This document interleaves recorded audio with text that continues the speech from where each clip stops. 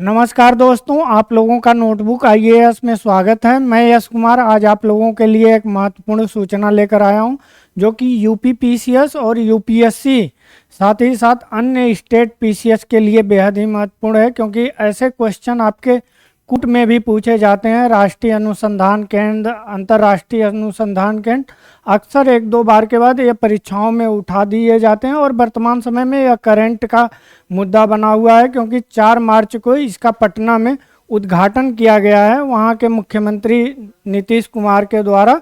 और यह जो है आपका राष्ट्रीय डॉल्फिन अनुसंधान केंद्र है, जो कि पटना में उद्घाटन किया गया है। तो सबसे पहले आपका क्वेश्चन बनता है कि राष्ट्रीय डॉल्फिन अनुसंधान केंद्र कहाँ स्थापित किया गया है।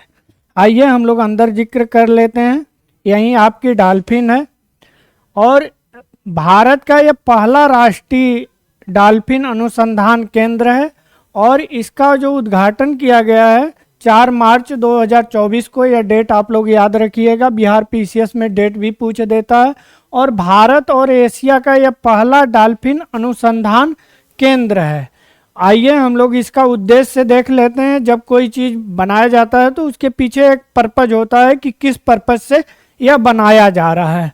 तो आपका जो पर्पज है, गंगा में जैसे आप लोगों को मालूम होगा, वर्तमान समय में गंगा में बहुत कम क्षेत्र, जो 2525 किलोमीटर की गंगा हैं, आपके 5 राज्यों से होकर गुजरती हैं और गोमुख गंगोत्री से उद्भव है उनका। तो जो पहले जो था, जब गंगा दूषित नहीं थी, वर्तमान समय में कहीं कहीं गंगा मृत प्राय की अवस्था में है, तो वहाँ पर जो डॉल्फिन पाया जाता था, गंगा की डॉल्फिन, उस पर व्यापक और शोधकर्ताओं के सहायता के लिए, उनको अध्ययन करने के लिए यह अनुसंधान केंद्र बनाया गया है कि वर्तमान समय में डॉल्फिन को लेकर क्या क्या चुनौतियां हैं। और यही आपकी डॉल्फिन है। आइए हम लोग आगे देख लेते हैं। चूँकि यह आप लोगों को खबर हमारे जो टाइपिस्ट हैं उनके द्वारा यह गलती कर दी गई है, यह पुनः आ गया है, तो इसके नीचे हम लोग चलते हैं। अन्य जो महत्वपूर्ण जानकारियां हैं इसके संदर्भ में, उसको देखते हैं। इस परियोजना को केंद्र सरकार द्वारा जो है वह 2013 में मंजूरी दी गई थी और वर्तमान समय में यह जो स्थापित किया गया है वह आपका पटना विश्वविद्यालय के कैंपस में 4400 वर्ग किलोमीटर के 4400 वर्ग मीटर के क्षेत्रफल में यह अनुसंधान केंद्र बनाया जा रहा है। आगे आइए, आगे हम लोग देख लेते हैं। गंगा नदी से यह 200 मीटर की दूरी पर स्थित है, जो कि एक सहायता भी मिलेगा, वहाँ से पास ही में रहेगा। और गंगा की राष्ट्रीय जली जीव है यह आपकी डॉल्फिन, जो भारत की राष्ट्रीय जली जीव है। क्योंकि यह टाइप मिस्टेक है, आप लोग इसे देख लीजिएगा। और अगला जो आपका है महत्वपूर्ण, इसका वैज्ञानिक नाम है प्लैटनिस्टा गंगेटिका, इसका वैज्ञानिक नाम है। इसको भी आप लोग याद कर लीजिएगा। भारतीय उपमहाद्वीप की बात की जाए तो यह आपका भारत, बांग्लादेश और नेपाल में पाई जाती है। और वहीं नदियों की बात की जाए तो गंगा, ब्रह्मपुत्रा की ही आगे जब बांग्लादेश में प्रवेश करती है तो इसे, जब इसमें ब्रह्मपुत्रा और गंगा के मिलन हो जाता है तो उसे मेघना के नाम से जाना जाता है, तो वहाँ पर भी यह पाई जाती है। और कर्णफुली और सांगू नदियों में भी इसकी मौजूदगी होती है। और यह एक दृष्टिहीन जलीय मांसाहारी जीव है।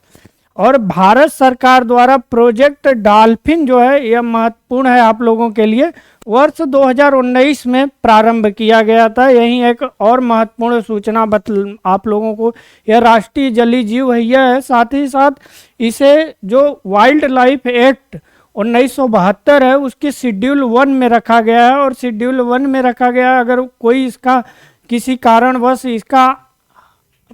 इसको मारता है या अपने खाने के पर्पज से यूज करता है तो वह एक दंडनीय अपराध की श्रेणी में रखा गया है। तो आप लोग यह ध्यान रखिएगा कि अभी कुछ दिन पहले यूपी के एक ज़िले में ऐसा मामला आया था कि गांव के लोग, जिनको कुछ मालूम नहीं था, वह गंगा नदी से मार कर इसको ले जा रहे थे। जब फोटो वायरल हुआ तो उनको गिरफ्तार किया गया। तो अगर आप लोगों के आसपास ऐसी घटनाएं हो तो उसको आप लोग उससे पहले ही उन लोगों को अवेयर कीजिए। अगली खबर इसका है कि इसका उद्देश्य क्यों था, क्योंकि आपका देश की नदियों और महासागरों में जो डॉल्फिन पाई जाती हैं उनको सुरक्षा प्रदान करने के लिए यह प्रोजेक्ट लाया गया था। और अगला आपका है कि इसका तर्ज, किस तर्ज पर यह प्रोजेक्ट लाया गया था। तो आप लोग जैसा जानते हैं प्रोजेक्ट जो टाइगर था भारत में सबसे पहले 1972-73 में यह लाया गया था, उसी के आधार पर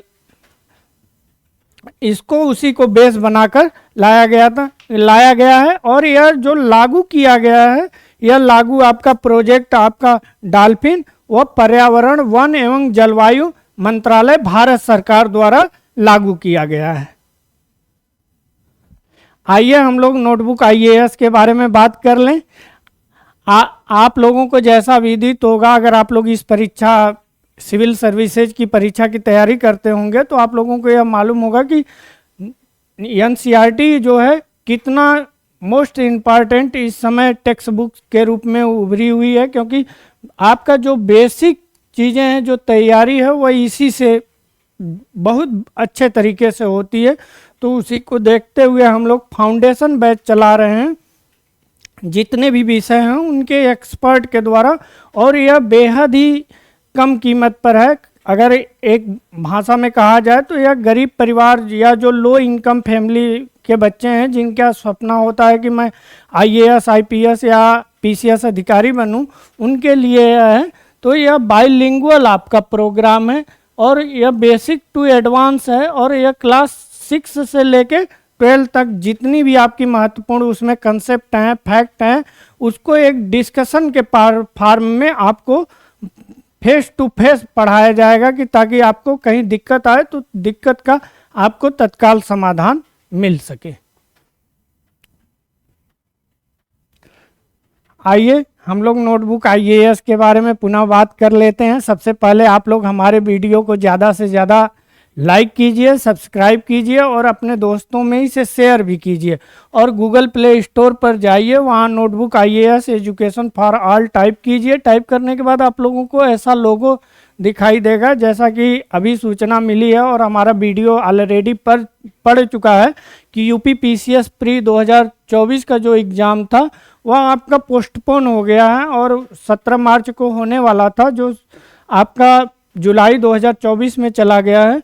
और उसी को लेकर हम लोग 3 फॉर्मेट में उसका टेस्ट सीरीज करा रहे हैं। आप लोग अगर अभी तक नहीं जुड़े हों तो फिर से आप लोग पुनः एक नई स्ट्रेटजी के साथ तैयारी कीजिए, और तैयारी करने के बाद अपनी सफलता को एक नया आयाम दीजिए। धन्यवाद।